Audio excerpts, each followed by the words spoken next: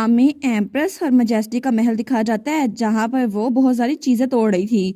वो कहती है वो डैम क्राउन प्रिंस वो फिर से जिंदा बच गया। आखिर एक ही बार कोई इसको जान से क्यों नहीं मार देता, आखिर ये इतना मुश्किल क्यों है। और तब वो चिल्लाई जा रही थी। वो कहती है जब वो छोटा था मुझे तभी उसको जान से मार डालना चाहिए था। अभी तक वो जिंदा पता नहीं क्या कर रहा है। लेकिन तभी उसके पास एक गुलदान पड़ा था जो कि अभी टूटा नहीं था, तो वो उसको भी उठाती है और नीचे फेंक देती है। वो कहती है वो बेवकूफ क्राउन प्रिंस, उसको तो मर ही जाना चाहिए। तो वहां पे मेड्स भी थी, वो बातें करती हैं। लगता है इस बार फिर से हर मजेस्टी को बहुत ज्यादा गुस्सा आया हुआ है। तो तब एम्प्रेस चिल्ला कहती है आखिर मेरा बेटा अडोर कहाँ पर है, सेकंड प्रिंस। तो तब वहां पे कोई आते हुए कहता है वो तो अपने कमरे में रेस्ट कर रही है। पिछली बार आपने उनको कहा था कि एम्पीरियल स्टडीज पूरी की पूरी मेमोराइज करें, तब तक वो सो नहीं सकते। और 3 दिन मुसलसल बिना सोए और खाए उन्होंने वो सब कुछ याद किया, इसी वजह से वो बेहोश हो गए। तो एम्प्रेस कहती है रेस्टिंग, वो रेस्ट कर रहा है, आखिर उसकी हिम्मत कैसे हुई कि वो रेस्ट कर सके। मेरा बेटा हो के वो रेस्ट कैसे कर सकता है, आखिर उसने इतना किया ही किया है कि वो आराम से रेस्ट कर सके। क्राउन प्रिंस वो आखिर डिजर्व भी क्या करता है कि वो लुइस माउंटेन जाए। मेरे बेटे को कहो अभी यहाँ पर आए, अभी की अभी, इससे पहले कि क्राउन प्रिंस को एम्पर बना दिया जाए। और मुझे जवाब दो बैटन। तो वहां पे एक लड़का खड़ा हुआ था। वो कहता है जी और मेजेस्टी जैसा आप कहे मैं वैसे ही करूंगा, मैं अभी आपके बेटे को बुला के लाता हूँ।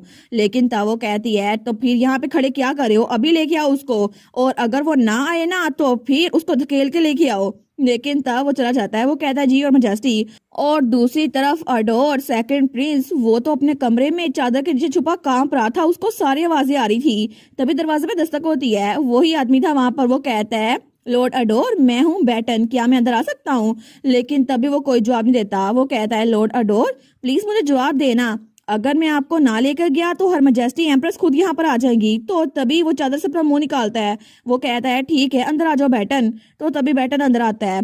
वो कहता है आपका चेहरा तो बहुत ज्यादा थका हुआ लग रहा है। और तब सेकंड प्रिंस उसके बाल बहुत ज्यादा लंबे हो चुके थे और उसकी हालत बहुत ही ज्यादा खराब थी, जैसे वो कई दिनों से सोया ना हो। वो कहता है असल में मेरी तबीयत कुछ ठीक नहीं है। लेकिन तब बैटन उसके पास बैठते हुए कहता है हर मजेस्टी एम्प्रेस आज भी गुस्सा हो रही है क्राउन प्रिंस की वजह से। तो सेकंड प्रिंस कहता है मुझे पता है, मैंने सुना इस बारे में, मेरे भाई को मौत की तरफ धकेला जा रहा है, लेकिन मुझे लगा था हिज मजेस्टी मना कर देंगे, फिर भी उन्होंने खुद ही अपने बेटे को वहां भेजा। तो बैटन कहता है चल चलते हैं, आपकी मदर आपका इंतजार कर रही होंगी। तो तब अडोर अपना सर पकड़ते हुए कहता है प्लीज हॉलवे में से सनलाइट को ब्लॉक कर देना, अगर किसी ने मुझे ऐसा देख लिया ना तो फिर बड़ा मसला हो जाएगा, मोम के लिए बड़ा मसला होगा, मैं ऐसे नहीं चल सकता। वो कहता है आप फिक्र ना करें, मैंने इसका इंतजाम पहले कर दिया है। तो अडोर वो भी कांपी जा रहा था। वो कहता है ठीक है। लेकिन तब बैटन कहता है अगर आप मुझसे कुछ भी कहे ना तो मैं करूंगा, क्योंकि ये मेरी ड्यूटी है। वो कहता है थैंक यू बैटन। और थोड़ी देर बाद वो बैटन के साथ अपनी मोम के पास आ गया था। तो अपनी मोम के सामने स्माइल करते हुए कहता है मदर। लेकिन तभी उसकी माँ उसके पास आती है और कहती है अडोर तुम्हें आइडिया भी है, मैं कब से तुम्हें ढूंढ रही थी, मेरे प्यारे बच्चे। और हिज मजेस्टी कितने हार्टलेस है ना, उनकी वजह से तुम ऐसी जिंदगी गुजार रहे हो। अगर वो तुम्हें भी क्राउन प्रिंस की तरह ट्रीट करते तो फिर ऐसा कुछ ना होता। उनको तो सिर्फ क्राउन प्रिंस अच्छा लगता है और ये देखकर तुम्हारी माँ का दिल दुखता है। तो मेरे बच्चे तुम वही करोगे ना जो मैं कहूंगी। वो सोचता है बिल्कुल मोम सही कह रही हैं, हिज मजेस्टी ये सारी उनकी गलती है। अगर वो मुझे भी वैसे ट्रीट करते जैसे क्राउन प्रिंस को ट्रीट करते हैं तो मोम को सफर ना करना पड़ता। तो तब अपनी मोम को गले लगाते हुए सोचता है या फिर ये मेरी वजह से है। अगर मैं भी क्राउन प्रिंस की तरह गोल्डन बालों के साथ पैदा हुआ होता तो क्या पता हिज मजेस्टी मेरी तरफ भी देखते, लेकिन मेरे बाल मेरी मोम की तरह है। और अगर मैं अपने भाई की तरह होता तो क्या हिज मजेस्टी वो मुझे विजिट करते जब भी मैं बीमार होता हूँ, शायद वो मोम से भी ज्यादा प्यार करते। लेकिन तब उसकी माँ कहती है अडोर मैं चाहती हूँ कि तुम कुछ करो। वो कहता है जी मदर क्या मुझे क्या करना होगा। तो उसकी मॉम कहती है हमें लुइस माउंटेन में जाना होगा क्राउन प्रिंस के साथ, हम उनसे कहेंगे कि हम ऑपरेशन में उनकी हेल्प करना चाहते हैं, और हम अगर चीजें ऐसे छोड़ देना तो क्राउन प्रिंस उसको थ्रोन मिल जाएगा और तुम फिर अकेले रह जाओगे, और इसी वजह से हम लोग इस पैलेस में जिंदा नहीं रह सकते। तुम मेरी बात समझ रहे हो ना। तो अडोर तो बड़ा डर गया था। वो कहता है लेकिन मॉम अगर ऐसा हुआ तो क्राउन प्रिंस वो मुश्किल हालात में आ जाएंगे। तो उसकी माँ कहती है अडोर क्या तुम्हें अभी भी उस इंसान की फिक्र है, अपने भाई की, तुम्हें मेरी फिक्र नहीं है। आखिर तुम अपनी माँ की फिक्र क्यों नहीं करते। क्या सच में क्या एम्प्रो को फर्क पड़ता भी है कि तुम कैसे रह रहे हो। और वैसे भी तुम मेरे बेटे हो, तुम उस क्राउन प्रिंस से बिल्कुल नहीं हार सकते जिसके पास बिल्कुल भी ताकत नहीं है, तुम समझ रहे हो ना। तो तब अडोर तो बड़ा डरा हुआ था। वो कहता है जी मोम मैं आपकी बात समझ रहा हूँ। लेकिन तब उसकी माँ वो स्माइल करती है और कहती है बिल्कुल ठीक, ऐसे ही तुम मेरी बात मानते रहना, मुझे यही चाहिए। लेकिन दूर खड़ा बैटन उसका गार्ड वो उसको देखकर स्माइल करा था, जैसे ये सब कुछ उसके प्लान के हिसाब से ही था।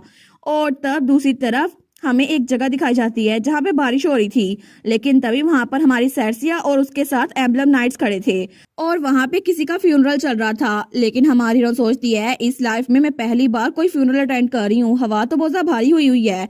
लेकिन तभी वहां पे उसकी मॉम वो वहां पे डॉक्यूमेंट पढ़ रही थी, तो वो सोचती है मॉम शायद ये कमांडर है ना, इसी वजह से। लेकिन तब उसकी मॉम कहती है सरविन ओजमान और पोस्टोन क्रोफ वो बहुत ज्यादा अच्छे नाइट्स थे एम्बलम फैमिली के, और उनकी वजह से हम लोग मोस्टर डैमेज को रोक पाए हैं जो कि बैरन कोटिस की टेरिटरी में बढ़ रहा था, और इसी वजह से हम यहाँ पर खड़े हैं ताकि उनको फेयरवेल दे सकें, क्योंकि उन्होंने क्राउन प्रिंस को बचाने में आखिरी दम तक हमारी मदद की थी।